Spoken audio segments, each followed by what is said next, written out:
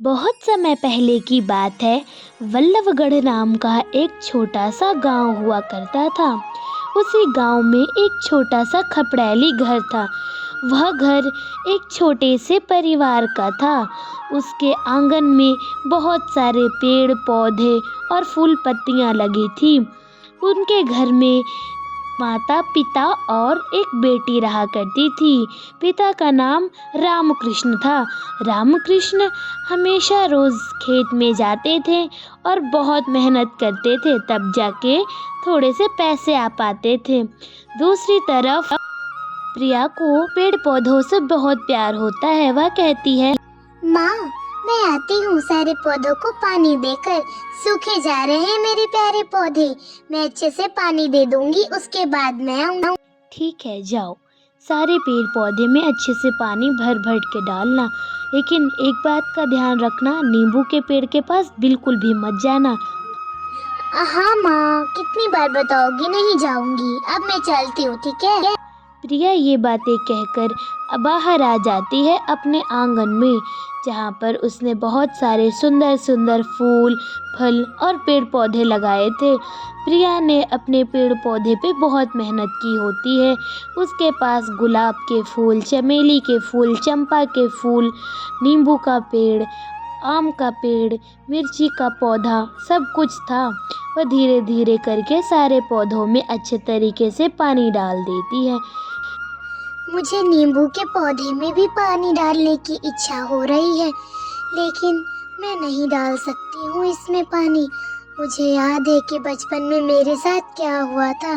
इस नींबू के पेड़ के सारे कांटे मेरे शरीर में चुभ गए थे और पूरे शरीर से खून बह रहा था। मैं नहीं जाऊंगी इसके पास। प्रिया उदास हो जाती है, क्योंकि उसे भी नींबू के पेड़ में पानी डालने की इच्छा होती है। वह चुपचाप अब अपने घर में आ जाती है। वह कहती है, माँ, मुझे नींबू के पेड़ में भी पानी डालने की बहुत इच्छा हो रही थी, पर मैं ना डाल सकी। आपने मना किया था जो कि नींबू के पेड़ में पानी नहीं डालने को। हाँ, पर तुम्हें तो पता है ना प्रिया, कि तुम्हारे साथ बचपन में क्या हुआ था। उसके कांटे तुम्हें कितने चुभ गए थे और तुम कितनी बीमार हो गई थी। इसलिए मैं तुम्हें मना करती हूँ उसके पास जाने से, ठीक है। लक्ष्मी अपनी बेटी से ये बात कह रही होती है, तभी अभी क्या बात है, क्या बातें हो रही हैं आप सब में। नमस्ते चाची, कैसी हैं आप और क्या क्या बातें हो रही है, मुझे भी तो जरा पता चले। माँ ही प्रिया की दोस्त होती है। कुछ नहीं, ऐसे ही पेड़ पौधे की बातें चल रही थी। वैसे क्यों आई हो तुम? मुझे पता है तुम क्यों आई हो। तुम मुझे खेलने के लिए बुलाने आई हो। चलो चलो, मैं तो इंतजार कर रही थी कि कब तुम खेलने बुलाने आओगी। हाँ हाँ, जल्दी चलो, रूबीना बाहर इंतजार कर रही है। तुम्हें पता है, रूबीना बार बार नींबू के पेड़ को ही देख रही थी। मुझे भी बड़ा ही सुहावना लगता है नींबू का पेड़। कितने ज्यादा उसमें नींबू लगे हैं, सारे नींबू रसीले हैं, रसीले। अच्छा, तुम लोग मेरे नींबू पर नजर रख रहे हो। तुम्हें तो पता है मैं किस वजह से नींबू नहीं तोड़ती हूँ। अब चलो जल्दी से। दोनों बाहर की ओर खेलने के लिए चली जाती है। बाहर में रूबीना इंतजार कर रही होती है दोनों का। दोनों बाहर आ जाती है, तभी रूबीना कहती है, प्रिया, तुम्हारे नींबू का पेड़ कितना सुंदर, एक नींबू दो ना खाने के लिए। अरे रुबीना, मैं तो तुम्हें पूरा पेड़ दे दूँ, लेकिन क्या करूँ, मैंने आज तक इसका एक टुकड़ा नहीं चखा है। पर क्यों? तुम्हारे पास तो इतना बड़ा पेड़ है, इतने सारे नींबू है, तुम्हारी जब मर्जी करते होगे तब तुम खा सकती हो। तो तुमने अभी तक एक नींबू चखा क्यों नहीं? अगर मेरा पेड़ होता तो मैं तो अभी सारे नींबू खत्म कर देती। हाँ हाँ, सच में मुझे भी खाना है ज़रा सा। एक बार तो ज़रा चख लूँ। तुमने कभी भी इसका स्वाद नहीं बताया कि कैसा लगता है। देखने में कितने रसीले बड़े बड़े हैं और पीले पीले हैं। कितना खूबसूरत लगता है देखने में। एक एक बार क्या, कितनी बार मैं तुम दोनों को बताऊं। बचपन में मैं जब नींबू तोड़ने आई थी तो मेरे पैरों में बहुत जोर का कांटा लग गया था, इसलिए मैं नहीं आती हूँ अब नींबू तोड़ने के लिए। तुम लोग समझो, अगर इसमें कांटे ना होते तो मैं तुम लोगों को जितने चाहो उतने नींबू लेने की इजाजत देती, पर क्या करूं, है ही नहीं। तीनों में बातें चल रही होती, अचानक से एक ऋषि आ जाते हैं। भिक्षाम देही, कुछ खाने को दे दो बेटी, बहुत भूख लगी है, कुछ है तो दे दो, कल से नहीं खाया है मैंने। जी बाबा, आइए बैठिए, मैं आपके लिए गर्मा गर्म खाना लेके आती हूँ। यह नींबू के पेड़ के छाया में आप बैठिए, मैं आपके लिए खाना लाती हूँ। सुनो तुम दोनों, जाओ अपने अपने घर जाओ, मैं कुछ देर बाद में आऊंगी, अभी बाबा को खाना खिलाने के बाद, ठीक है? जाओ जल्दी। रुबीना और माही अपने अपने घर के लिए निकल जाते हैं। वहाँ से बाबा को वह आंगन में बैठने के कहकर अंदर खाना लाने के लिए चली जाती है। वहाँ पर ऋषि घर नींबू के पेड़ के नीचे बैठ जाते हैं। कुछ देर में प्रिया अपनी माँ के पास आ जाती है और प्रिया कहने लगती है कि माँ सुनो ना, बाहर एक ऋषि आए हैं जिन्हें बहुत जोरों की भूख लगी थी, तो वे खाना मांग रहे थे मुझसे, तो मैंने बोला बाहर बैठने के लिए, जल्दी से उनके लिए खाना परोस के दो। अरे बेटा, ये क्या कर दिया तुमने? हमारे घर में तो कुछ भी नहीं है। जो खाना मैंने थोड़ा सा बनाया था उसमें तो कि तुमने और तुम्हारे पिताजी ने खाना खा ली, थोड़ा सा बचा था तो मैंने खा लिया। माँ अब क्या होगा? माँ मैं ऐसा करती हूँ ना, अपने बगीचे में इतने सारे सब्जियाँ अभी उगी हैं, मैं थोड़े से सब्जी तोड़ कर ले आती हूँ, उससे आप कुछ मिला जुला कर कोई ऐसी सब्जी बना देना जो खाने में स्वादिष्ट हो, इससे बाबा जी भी खुश हो जाएंगे और उन्हें भूखा भी नहीं रहना पड़ेगा। प्रिया एक अच्छा तरीका लगाकर वहाँ से एक टोकरी लेकर अपने बगीचे में जाती है।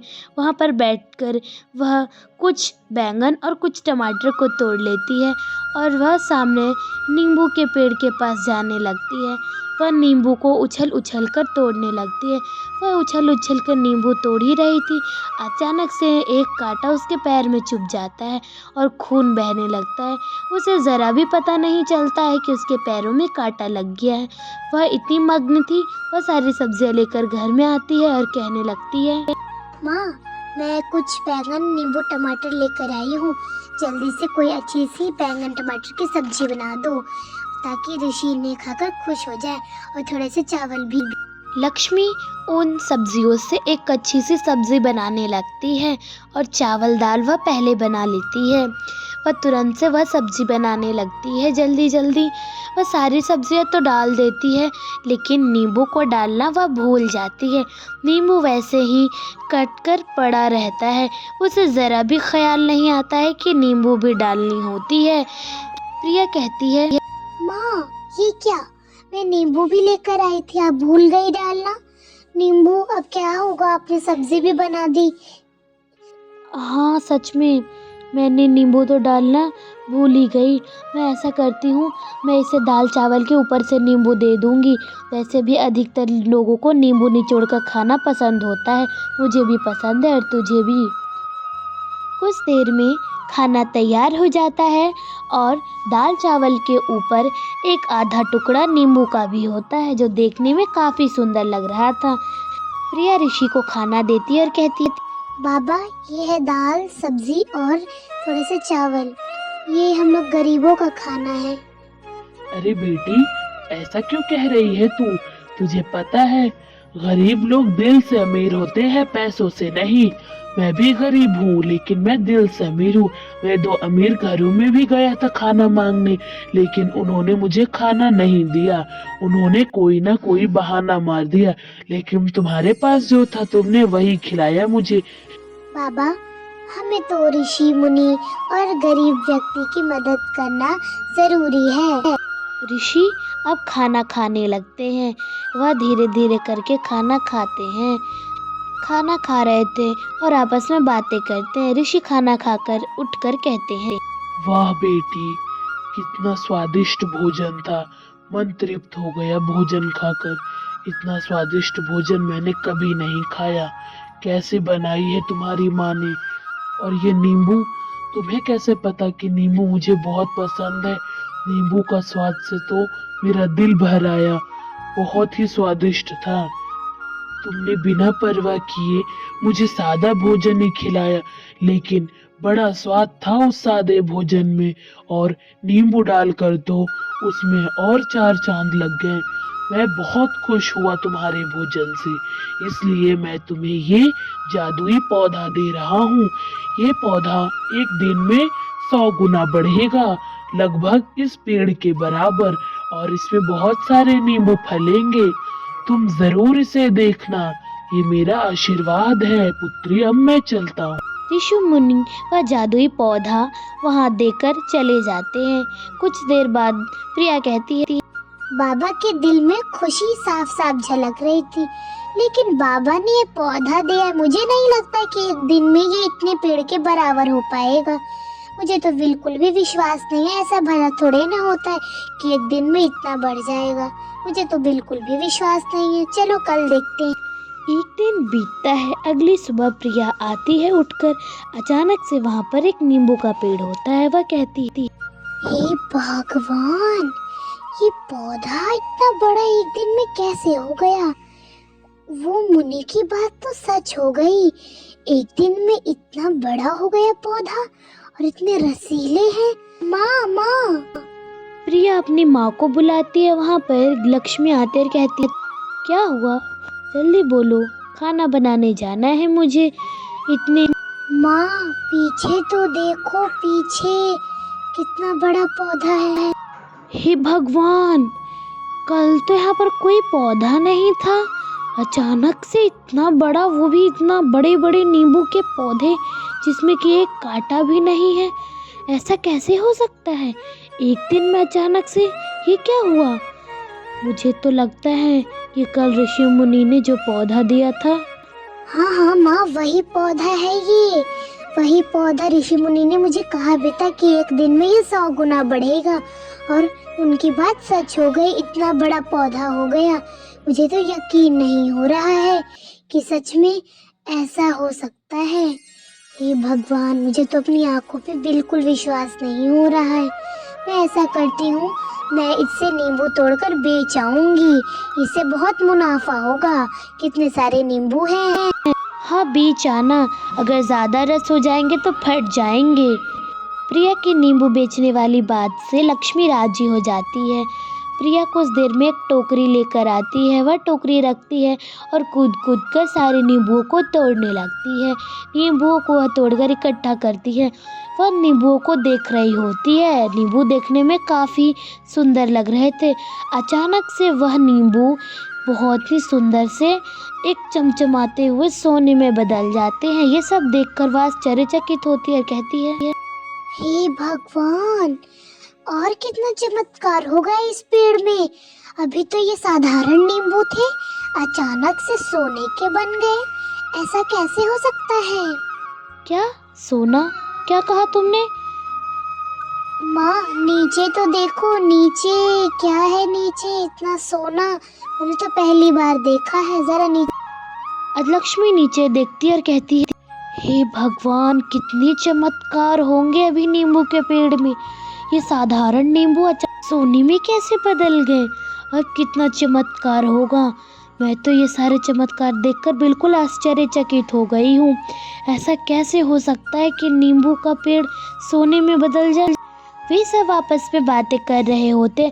अचानक से नींबू के पेड़ से आवाज आती है, घबराओ नहीं बेटी, मैं वही ऋषि हूँ जिसने तुम्हें ये पौधा दिया था, और तूने मुझे वो इतना स्वादिष्ट खाना खिलाया था। मुझे नींबू खाने में बहुत पसंद आती है। तुमने बिना सोचे समझे नींबू डाल कर दिया, मुझे बहुत ही स्वादिष्ट लगा, इसलिए मैंने खुशी खुशी तुम्हें ये सोने के नींबू का पेड़ का पौधा दिया है। अच्छा, इसलिए तो इतने ज्यादा चमत्कार हो रहे हैं। आपका बहुत बहुत धन्यवाद ऋषि। आपने हम गरीबों को इतना बड़ा तोहफा दिया। हम लोगों ने तो जिंदगी में कभी इतना सोना नहीं देखा था। आपकी वजह से ये साधारण नींबू सोने के नींबू हो गए हैं। आपको बहुत बहुत शुक्रिया। प्रिया और उनकी माँ बहुत खुश होती है। तो देखा दोस्तों, हमें हमेशा सबकी मदद करनी चाहिए। Thanks for watching. सब्सक्राइब।